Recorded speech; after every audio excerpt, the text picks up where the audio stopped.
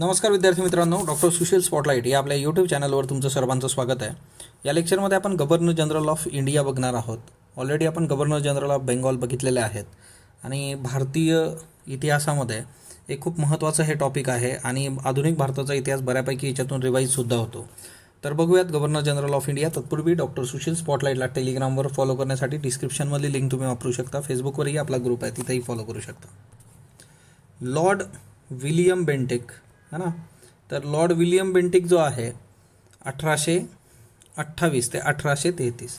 Lord William बेंटिकच्या बाबतीमध्ये काही basic गोष्टी तुम्हाला लक्षात ठेवायच्या आहेत. ते म्हणजे काय की last governor general of Bengal. Okay, कारण गव्हर्नर जनरल ऑफ बेंगॉलचा गव्हर्नर आणि first governor general of India.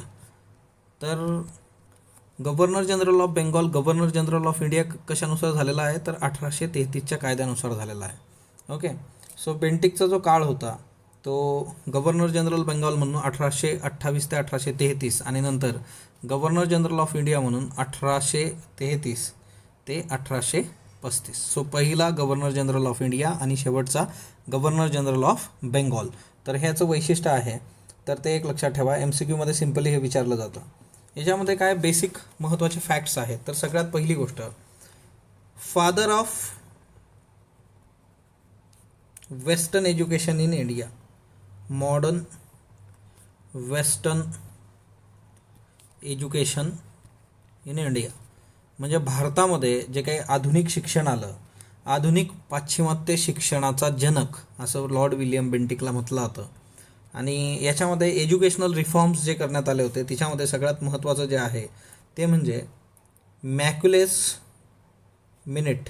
Okay, हे जे झालं होतं की मॅक्युलेच्या अध्यक्षतेखाली 1835मध्ये ज्यावेळेस गव्हर्नर जनरल म्हणून लॉर्ड बेंटिक काम करत होते, तर मॅक्युलेच्या अध्यक्षतेखाली ही एक कमिटी होती, मॅक्युलेस मिनिट ज्याला म्हटलं जातं. आणि याच्यामध्ये इंग्लिश ही जी होती की एक ऑफिशियल लँग्वेज म्हणून इंग्लिशला कार्यालयीन भाषा म्हणून इंट्रोड्यूस करण्यात आलं होतं, English as a official language.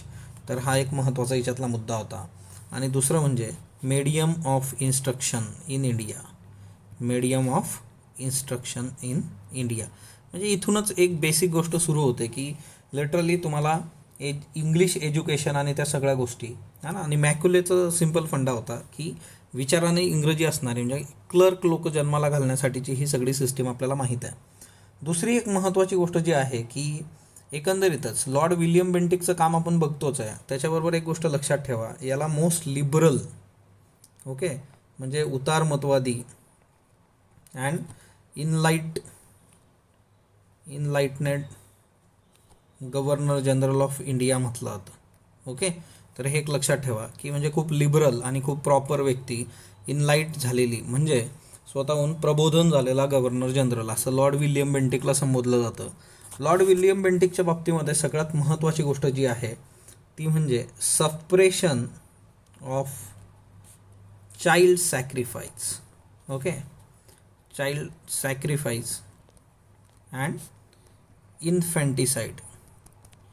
आता हे तुम्हाला माहीत आहे की एकंदरीतच की जी बालहत्या, भ्रूण हत्या केली जायची त्याचं सफरेशन लॉर्ड विलियम बेंटिकने केलं होतं. ओके, आता याच्यामध्ये पण एक महत्त्वाचा मुद्दा आहे की ही इन्फंटिसाईड संबंधीचा रेफरन्स आपण बघितला होता आधी, की इन्फंटिसाईड संबंधीचं काम जे आहे ते 1795मध्ये याच्याकरता बेंगॉल रेग्युलेशन जे होतं तर ते पारित करण्यात आलं होतं, बेंगॉल रेग्युलेशन. आणि हे करणारी व्यक्ती जी आहे ती सर जॉन शोअर आहे ना. जर तुम्हाला आठवत असेल तर तिच्यात हा रेफरन्स आपण बघितला होता. आणि दुसरा परत रेग्युलेशन 3 म्हणून होतं, रेग्युलेशन 3 ऑफ 1804. तर हिच्यामध्ये इन्फंटिसाईड संबंधी बोललं गेलं होतं की ही गोष्ट बंद करायची बेंगॉलमध्ये मोठ्या प्रमाणावर. तर एकंदरीतच लॉर्ड विलियम बेंटिकने जे काही भ्रूण हत्या होती, स्त्री भ्रूण हत्या आणि त्या सगळ्या गोष्टी, चाइल्ड सॅक्रिफाईस, तर या गोष्टी सफरेस करण्यामध्ये महत्त्वाचा रोल प्ले केला. त्याच्यानंतर पुढचं आहे ठगी सिस्टीम, ठग्स ऑफ हिंदुस्तान है ना, ठगी सिस्टीम. आता हे ठगी सिस्टीम जे होती याच्यामध्ये ठग्स म्हणजे काय, लूटपाट करणारी जी लोकं होती ना, जसं पायरेट्स ऑफ कॅरिबियन आहे तसल्या आपल्या इथले पायरेट्स ऑफ कॅरिबियन जे आहेत ते ठग्स. आणि यांचं सफरेशन करण्यात आलं होतं 1829 ते 1837 हा पूर्ण काळ आहे. आणि याच्यामध्ये मेजर रोल जो प्ले केला होता त्या व्यक्तीचं नाव लक्षात ठेवा, तो होता विलियम स्लीमन. ओके, म्हणजे एकंदरच विलियम बेंटिकच्या काळात ही सुरुवात होते, पण ॲक्च्युली ॲक्टिव्ह रोल प्ले करणारी व्यक्ती जी आहे विलियम स्लीमन यांनी जवळपास 1500 ठग्स जे होते है ना, त्यांना मेरठमध्ये कॅप्चर केलं होतं, पकडलं होतं. ओके, त्याच्यानंतर 1829 हा महत्त्वाचा रेफरन्स आहे. आणि हा रेफरन्स जो आपल्याला सर्वांना माहिती आहे ते म्हणजे काय, सती सिस्टीम ॲबॉलिश करण्यात आली. ओके, सती सिस्टीम ॲबॉलिस्ड. आता याच्यामध्ये राजाराम मोहन राय यांची खूप महत्त्वाची भूमिका होती आणि त्यातल्या त्यात 1829मध्ये सती सिस्टीम ॲबॉलिश झाली. तर तोही एक महत्त्वाचा मुद्दा आहे, म्हणजे ठगी सिस्टीम, सती सिस्टीम है ना. तर ही एक महत्त्वाची बाब आहे. त्याच्यानंतर दुसरी महत्त्वाची गोष्ट लॉर्ड विलियम बेंटिकच्या बाबतीमध्ये, की त्यांनी कुठले जे काही वेगवेगळे जे हे होते है ना, की छोटे छोटे राजे असतील किंवा राज्य असतील ते ॲनेक्स केले होते, म्हणजे है ना, कब्जा कुठला केला होता. एक राजा ऑफ म्हैसूरला पदावून हटवून त्यांनी ती टेरिटरी जी होती है ना, की राजा ऑफ म्हैसूर जो होता तर त्याला त्याच्या पदावून हटवलं आणि म्हैसूर जे आहे ते ताब्यात घेतलं होतं, मोस्ट ऑफ द टेरिटरीज त्याच्या 1831मध्ये. त्याच्यानंतर दुसरं जे होतं ते म्हणजे चाचर अँड जयंतिया. ओके, सो आज पण आपण चाचर हिल्स है ना, गारो खासी जयंतिया बघतो बघा. तर 1832मध्ये हा भाग जो होता टेरिटरीचा तो ॲनेक्स केला गेला होता. आणि तिसरं जे आहे ते म्हणजे कुर्ग, ते 1834मध्ये. सो बेसिकली काय ना, की हार्डिंगनी हे सुरू करून टाकलं होतं है ना, इंटरव्हेन्शन. त्याच्यामुळे ह्या सगळ्या गोष्टी होत होत्या. सो म्हैसूर, चच्चर जयंतिया आणि कुर्ग. तर विलियम बेंटिक संबंधी एवढे बेसिक आहेत. सो पहिला भारताचा गव्हर्नर जनरल आणि शेवटचा जो आहे तो म्हणजे आपला गव्हर्नर जनरल ऑफ बेंगॉल. याच्या बाबतीत एक दुसरा महत्त्वाचा रेफरन्स आहे, तो ज्युडिशियरीबद्दलचा आहे. ओके, विलियम बेंटिक बद्दलचा एक अजून ॲड करा, ज्युडिशियरीबद्दलचा. यांनी काय केलं होतं, की जे सर्किट कोर्ट होते, सर्किट कोर्ट कुणी स्थापन केले होते बघा, कॉर्नवॉलिसनी स्थापन केले होते. तर हे जे सर्किट कोर्ट्स होते, या सर्किट कोर्टच्या इथं हा ना, यांनी काय केलं की ते ॲबॉलिश करून टाकलं सगळं हा ना, आणि याच्या जागी मग commissioner of revenue and circuit अशा पदं नव्याने निर्माण केले. ओके, अपॉइंटमेंट कशाची केली, तर commissioner of revenue and circuit. So ज्युडिशियरीच्या बाबतीमध्ये याचा एक एवढा रेफरन्स आहे विलियम बेंटिकचा, तो लक्षात ठेवा. पुढची जी व्यक्ती आहे ती सर चार्ल्स मेटकॉप. ओके, हे स्पेलिंग थोडंसं इथं हे झालेलं आहे. ओके, तर चार्ल्स मेटकॉपचं स्पेलिंग जे आहे ते लक्षात ठेवा, चार्ल्स मेटकॉप, ते स्पेलिंगच्या याच्यात गडबडलं. ओके, आता ही जी व्यक्ती होती याच्याकडे चार्ज होता गव्हर्नर जनरल ऑफ इंडिया म्हणून 1835 ते 36. याचं सगळ्यात महत्त्वाचं जे हे आहे की मॅक्युलेने जे काही एज्युकेशन रिफॉर्म्स हे केले होते त्याचं रेझोल्युशन यांनी प्रपोज केलं होतं आणि ते पास केलं होतं. आणि दुसरा महत्त्वाचा रेफरन्स जो आहे की ॲबॉलिशन ऑफ प्रेस रेस्ट्रिक्शन, हे खूप महत्त्वाचं आहे.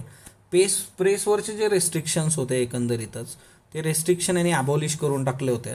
आणि त्याच्यामुळे याला म्हटलं जातं की लिबरेटर ऑफ इंडियन प्रेस है ना, भारतीय वृत्तपत्रांचा मुक्तिदाता असं याला म्हटलं जातं, लिबरेटर ऑफ इंडियन प्रेस. तर हीच याची उपलब्धी आहे. उद्या जर प्रश्न आला मेटकॉपवर तर MCQ तुम्हाला इथंच विचारला जाईल या टॉपिकवर. आणि दुसरं जे आहे मेटकॉपबद्दलचं ते म्हणजे काय की मॅक्युलेचं जे काही हे होतं की मॅक्युले मिनिट्स जे आहे तर त्याच्यासाठी यांनी जे होतं की रेझोल्युशन पास केलं होतं. तर ते एक महत्त्वाचं आहे की resolution about Macaulay's minute passed. Okay, ह्या दोन गोष्टी होत्या, पण तिच्यातलं हे लिबरेटर ऑफ इंडियन प्रेस लक्षात ठेवा, हे MCQसाठी महत्त्वाचं आहे. लॉर्ड ऑकलँड 1836 ते 1842 पुढचा जो गव्हर्नर जनरल ऑफ इंडिया आहे याचं जे महत्त्वाचं हे आहे ते म्हणजे काय की याने काय केलं होतं की राजा ऑफ सातारा जो होता है ना, राजा ऑफ सातारा, त्याला पदावरून हटवलं होतं. ओके, तर त्याला पदच्युत केलं होतं. त्याच्यानंतर पहिलं अफगाण वॉर जे आहे, फर्स्ट अफगाण वॉर, तर याच्या काळात झालेलं आहे, ऑकलँडच्या काळात फर्स्ट अफगाण वॉर. ओके, आणि हे 1836 ते 1842. एक गोष्ट फक्त लक्षात ठेवा की ॲक्च्युली हे जे सगळे गव्हर्नर जनरल आपण बघतो तर यांच्या संबंधीचे जे वॉर्स वेगवेगळे आपण बघतोय की कुणाच्या काळात काय झालं, तर याच्या संबंधी काही ट्रिटीज वगैरे जर असतील तर त्या केस बघून ठेवायच्या. आता फर्स्ट वॉर जे 1836 ते 1842 ह्या काळात झालं होतं, याच्यात ब्रिटिशांची वाट लागली होती आणि त्याच्यामुळे ब्रिटिशांनी या ऑकलंडला पाचारण केलं होतं की बाबा तू या सिच्युएशन मार्गा. हे डिझास्टर होतं फर्स्ट वॉर, अफगाण वॉर ब्रिटिशांसाठी. त्याच्यानंतर 1838 हिच्यामध्ये ट्रीपार्टिएट ट्रीटी झाली होती. म्हणजे एकंदरीतच 3 पार्टीजमध्ये होणारी ट्रीटी. याच्यातल्या 3 पार्टीज कुठल्या आहेत तर त्या लक्षात ठेवा. हे MCQ करता महत्त्वाचं आहे. एक म्हणजे काय, शाह शुजा.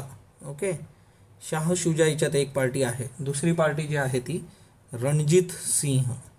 रणजित सिंहाचा रेफरन्स याच्या आधी येऊन गेला होता, तुम्हाला जर आठवत असेल तर कमेंट बॉक्समध्ये सांगा. आणि लास्ट वन जे आहे ते ती ब्रिटिश. तर या 3 पार्टीजमध्ये जी ट्रीटी झाली होती 1836मध्ये, तर सॉरी 1838मध्ये, नॉट 36, 1838 आहे. तर ते लॉर्ड ऑकलँडच्या काळात झाली होती. पुढचा जो आहे आपला तो म्हणजे लॉर्ड लॉर्ड एलेनबर्ग. सो इथं ॲक्च्युली स्पेलिंग ते हे झालेलं आहे, Lord Ellenborough. So Lord Ellenborough. आता 1842 ते 1844 हा गव्हर्नर जनरल ऑफ इंडिया होता. सर्वात महत्त्वाचं जे याचं योगदान आहे ते ॲबॉलिशन ऑफ स्लेव्हरी, म्हणजे गुलामगिरीची प्रथा जी आहे ना, abolition of slavery 1843. So this is very important. आणि हे MCQ करता लक्षात ठेवा की एलेनबरो, मी तुम्हाला आधी हा रेफरन्स दिला होता, तर लॉर्ड एलेनबरो. त्याच्यानंतर दुसरं जे होतं की याच्या काळामध्ये चार्लस नेपियरनी सिंधचा जो प्रांत होता तो ॲक्वायर केला होता. चार्लस नेपियर यांनी सिंध कॉन्कर केलं होतं, की सिंधचा जो प्रांत होता 1843मध्ये तो कॅप्चर केला होता. पण तुम्ही लॉर्ड एलेनबरोच्या बाबतीमध्ये एवढं एक लक्षात ठेवा की लॉर्ड एलेनबरोनी स्लेव्हरी ॲबॉलिश 1843. आणि याचे सगळे प्रयत्न जे होते ते 1833 पासून ती सुरुवात होते. आणि याच्या आधी स्लेव्हरीचा एक रेफरन्स होता का, ब्रिटिश कॉलोनियल याच्यातली स्लेव्हरी बंद झाली होती, तर तो आपण काल बघितला होता गव्हर्नर जनरल ऑफ बेंगॉलमध्ये. तो आठवतं का तुम्हाला, तो एक बघा. त्यानंतर नेक्स्ट वन लॉर्ड हॅर्डिंग 1844 ते 1848. याच्या आधीचा जो लॉर्ड हार्डिंग्स होता, आणि हा पहिला आहे बघा. ऑब्विसली ना याच्यासाठी ते प्रॉपर जे हे आहे ते मिळालं नाही याच्यामध्ये. So Lord Harding first. आणि याच्या आधीचा होता, त्यांनी पॉलिसी ऑफ इंटरव्हेन्शन सुरू केली होती बघा, जी जॉन शोअरने पॉलिसी ऑफ नॉन इंटरव्हेन्शन सुरू केलं होतं की हस्तक्षेप करायचा नाही. तर इथं जे होतं की लॉर्ड हार्डिंग्स जो होता 1813 ते 1823मध्ये त्याने ते सुरू केलं होतं परत. आता हा जो लॉर्ड हार्डिंग्स आहे याचं काय वैशिष्ट्य आहे बरं, तर याने काय केलं होतं की पहिलं जे अफगाण वॉर आहे ते खूप महत्त्वाचं आहे. कारण पहिला अफगाण वॉर जे होतं, सिख वॉर 1845 ते 1846. Anglo Sikh war, not Afghan, it is Sikh war. शिखांसंबंधीचं पहिलं युद्ध जे झालं होतं. आणि याच्यामधून नंतर समोर काय येतं तर ती ट्रीटी लक्षात ठेवायची, treaty of Lahore. Treaty of Lahore. तर ही झाली होती 1846मध्ये. या ज्या ट्रीटीज आहेत ह्या लक्षात ठेवायच्या की अँग्लो सिख वॉर झालं आणि नंतर तिच्यातून म्हणजे एक ट्रीटी झाली ना, की ट्रीटी ऑफ लाहोर 1846. दुसरी महत्त्वाची गोष्ट जी आहे की यांनी जे आहे फिमेल इन्फंटिसाईड जे होतं त्याला प्रोहिबिशन केलं, की स्त्री भ्रूण हत्या ज्या आहेत, स्त्री भ्रूण हत्या, त्याच्यावर बंदी आणण्याचा प्रयत्न केला, प्रोहिबिट केलं. आणि याच्याशी रिलेटेड बघा किती लोक तुम्हाला सापडतात. सर जॉन शोर आहे, त्याच्यानंतर विलियम बेंटिक, आता लॉर्ड हॅडिंग्स पण आहे. त्याच्यानंतर दुसरं म्हणजे यांनी दुसरी एक प्रथा होती ती बंद करण्याचा प्रयत्न केला होता की ह्युमन सॅक्रिफाईस. आता ह्युमन सॅक्रिफाईस जे आहे तर आपण ना एक ट्राईब्स संबंधीचं पण लेक्चर घेऊ, ज्या महत्त्वाच्या ट्राईब्स होत्या. तर खोंड्स म्हणून ट्राईब्स आहेत बघा, खोंड्स. तर हे जे खोंड्स होते हे ह्युमन सॅक्रिफाईस करण्याची प्रथा यांच्यात होती. आणि हे मध्य भारतात राहायचे, सेंट्रल इंडियामध्ये ही जमात होती, कम्युनिटी, आणि याच्यात ह्युमन सॅक्रिफाईसची प्रथा होती. तर तीही बंद करण्याचा प्रयत्न जो होता तो लॉर्ड हॅडिंग्सनी केला होता. आणि त्याच्यामुळे खोंडांनी रिव्होल्ट केला होता, उठाव केला होता याच्या अगेन्स्ट. तो रिव्होल्ट झाला होता 1846मध्ये. तर हे एक लक्षात ठेवा की खोंड जे होते त्यांच्यामध्ये एक प्रथा होती ह्युमन सॅक्रिफाईसची, मानवाचं है ना सॅक्रिफाईस करणे, बळी देणे, है ना, बळी देण्याच्या प्रथा असतात बघा त्या पद्धतीने. आणि त्यालाही बंदी आणण्याचा प्रयत्न यांनी 1846मध्ये केला. त्याच्यामुळे या खोंड जमातीने रिव्होल्ट केला होता. आणि हे सगळे रिव्होल्ट जे आहेत जमातींचे ते तुम्हाला क्रोनॉलॉजीमध्ये विचारले जातात, तर ते एक थोडं लक्षात ठेवा. सो है ना, हा एक महत्त्वाचा मुद्दा आहे. आणि 1845मध्ये एक गोष्ट झाली होती हार्डिंगच्या काळामध्ये, ती म्हणजे काय की जे डॅनिश लोकांचे पोझिशन्स होते, म्हणजे त्यांचे जे इथले भारतातली जी काही प्रॉपर्टी टेरिटरी होती है ना, ती इंग्रजांना सोल्ड करण्यात आली होती, विकण्यात आली होती, सोल्ड टू इंग्लिश. तर तोही एक महत्त्वाचा मुद्दा आहे. तर अशाच पद्धतीने आपण पुढचा जो आहे आपला तर तो बघणार आहोत. तो आहे आपला लॉर्ड डलहौसी नेक्स्ट लेक्चरमध्ये. आणि इथं आपले गव्हर्नर जनरल ऑफ इंडिया संपतील. सो स्पॉटलाईट बरोबर जोडलेलं राहा. स्पॉटलाईटला लाईक करा, शेअर करा, सबस्क्राईब करा. धन्यवाद विद्यार्थी मित्रांनो.